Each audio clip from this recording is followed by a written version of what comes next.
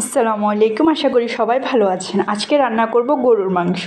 এবং গরুর মাংস রান্না করার আগে আমি এখানে কিছু চিংড়ি ধুয়ে নিলাম। এবার ভালো করে এগুলো কেটে ফ্রিজে রেখে দেবো বক্সে করে, কারণ আমি মনে করি যদি আগ থেকে ফ্রিজে ভালোভাবে এগুলো রেখে দিই, তাই যখন প্রয়োজন হবে তরকারির সাথে দিয়ে রান্না করব। আর আমি সবসময় এই কাজটা করি, তাহলে আমার কাজের মনে হয় আমার অনেক সুবিধা হয়। আপনারাও রাখতে পারেন। আজকে গরুর মাংস রান্না করব, তাই আগ থেকে কিছু গরুর মাংস ভালোভাবে ধুয়ে রাখলাম এবং পানি ঝরার জন্য রেখে দিলাম। আর আমার পরিবারের সবাই গরুর মাংস খুব পছন্দ করে, আশা করি আপনারাও করেন।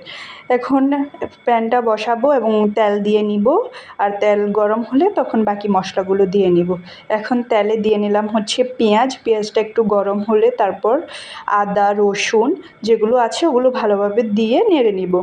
এখন হলুদ মরিচ সব দিয়ে দিব আর ভালোভাবে একটু কষানো হয়ে গেলে তারপর হচ্ছে গরুর মাংসগুলো দিয়ে দিব। আর আমি মনে করি গরুর মাংস আমি তখন কোনো পানি দিই না, কারণ পানি দিলে হচ্ছে এগুলো আরও আমার কাছে ভালো লাগে না। তার জন্য গরুর মাংসের যে পানিটায় থাকে আমি সেগুলোর উপরে কষাই।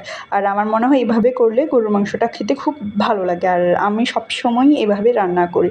তাই ভালোভাবে নাড়তে থাকলাম এবং যে পানিগুলো আছে গরুর মাংসের সাথে ওগুলো ভালোভাবে নিজে নিজে কষাই যাবে। এবং আমি যেটা করি সেটা হচ্ছে পরবর্তীতে আমি কিছু গরম পানি দিই, তাও যখন একটু কষানোর পরে। আমি মনে করি ঠান্ডা পানি দিলে গরুর মাংসগুলো তেমন একটা ভালো হয় না, তাই গরম পানি দিয়ে করি। আর আশা করি আপনারা এভাবে করবেন, দেখবেন খুব ভালো লাগবে খেতে। আর ওটা দ্রুত হয়েও যায় বটে। আর আমি সবসময় কাজটাই করি, আমি গরম পানি দিয়েই গরুর মাংসগুলো সবসময় কষানোর পরে ঝোলের জন্য গরম পানিটাই দিই এবং রেখে দিব যতক্ষণ না পর্যন্ত মাংসগুলো ভালোভাবে কষছে। আর কষার পর এই যে আলু দিয়ে দিলাম। আর আমি মনে করি আলু গরুর মাংসের প্রধান একটা উপাদান, আর আমার পরিবারের সবাই আলু খুব পছন্দ করে। এই যে গরুর মাংস রেডি হয়ে গেল, দেখুন।